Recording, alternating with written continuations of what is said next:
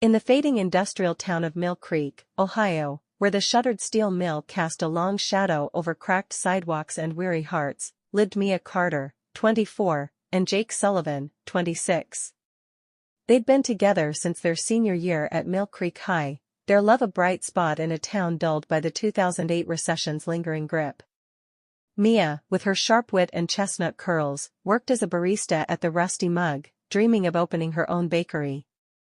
Jake, a mechanic with grease-stained hands and a crooked smile, fixed cars at Doyle's auto shop, saving every penny for a future with Mia. Their modest apartment, adorned with thrift store furniture and Mia's hand-painted mugs, was a haven of shared dreams, until betrayal shattered it. Mia and Jake had a plan: save enough to leave Mill Creek, start fresh in Columbus, where Mia could enroll in culinary school and Jake could find steady work. They pooled their earnings in a joint savings account, a tin can labeled "Our Future" sitting on their kitchen counter for loose change. By spring 2010, they'd scraped together $8,000, enough for a deposit on a Columbus apartment and Mia's first semester. Jake promised they'd make it work, his blue eyes steady as he kissed her forehead. Mia believed him, her heart tethered to his promises. But Jake had a secret. At Doyle's, he'd fallen in with Ryan Kessler, a slick-talking co-worker with a side hustle fencing stolen car parts. Ryan dangled easy money, $500 here, $1,000 there, for helping move inventory after hours. Jake, feeling the weight of Mia's dreams and their dwindling bank account, justified it. Just a few jobs, he told himself, to get us to Columbus faster. He didn't tell Mia, knowing she'd hate the risk. Instead, he deposited his illicit earnings into their savings, watching the balance grow, convincing himself it was for her. Mia noticed Jake's late nights, his vague excuses about overtime. She trusted him but couldn't shake the unease. One night, while Jake was working late, Mia's co-worker, Sarah, mentioned seeing Jake at a dive bar on Route 68 with Ryan, laughing with a wad of cash. Mia's stomach churned. She confronted Jake that night, her voice trembling. "What's going on, Jake?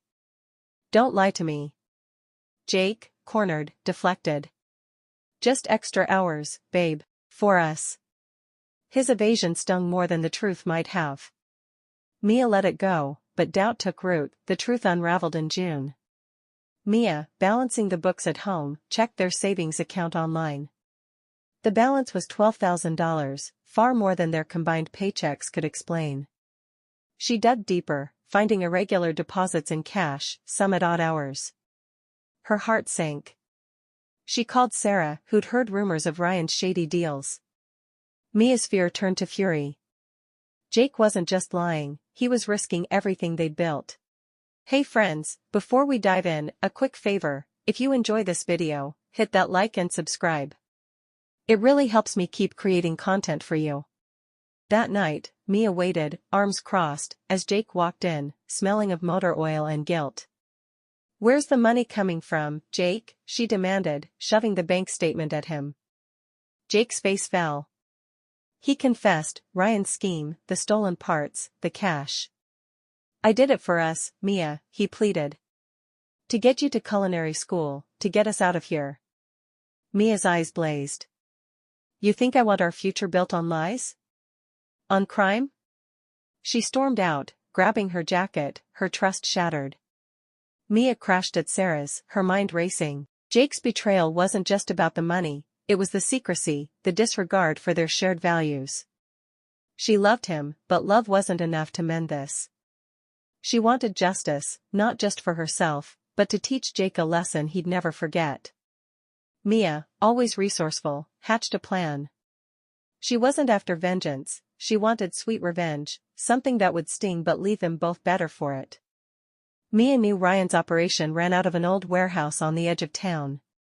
She'd overheard enough from Sarah, whose brother was a deputy, to piece together details. Ryan was sloppy, leaving records on a laptop he kept at the warehouse. Mia, who'd taken a coding class in community college, had enough tech savvy to pull off her idea.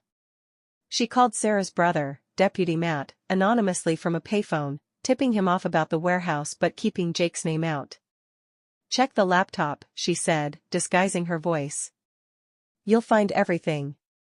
The next night, Mia borrowed Sarah's car and drove to the warehouse lot, parking out of sight.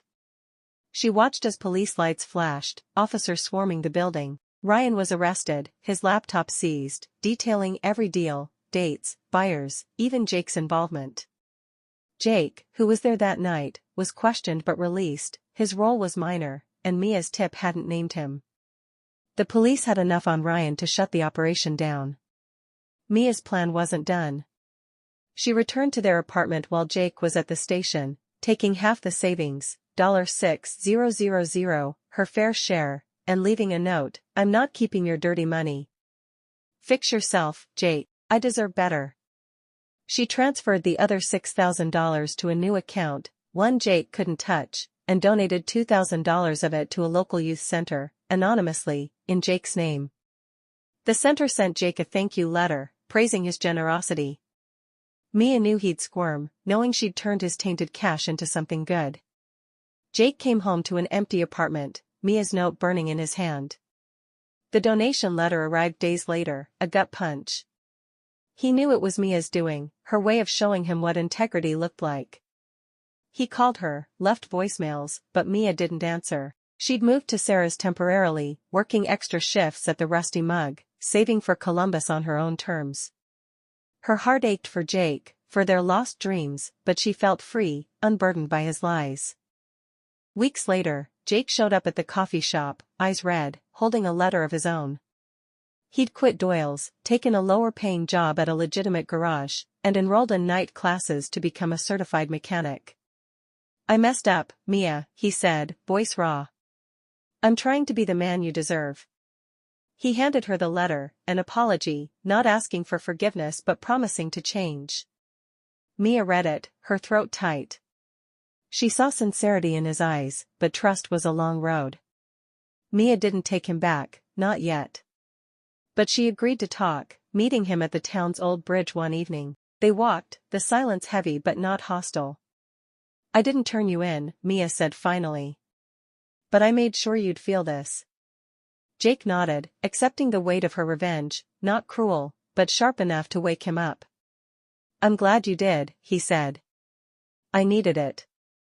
By fall, Mia moved to Columbus, using her savings for a small apartment and culinary school. Jake stayed in Mill Creek, working his new job, sending her letters, updates on his classes, his clean slate. Mia read them, sometimes smiling, sometimes crying.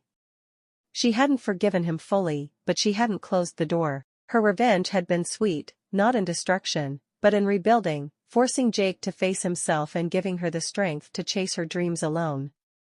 In Mill Creek, the youth center thrived, kids painting murals with the donation money, unaware of the story behind it. Mia's plan had worked. She'd protected herself, punished Jake without ruining him, and turned their tainted savings into something pure. As she kneaded dough in her first baking class, Mia felt a flicker of hope.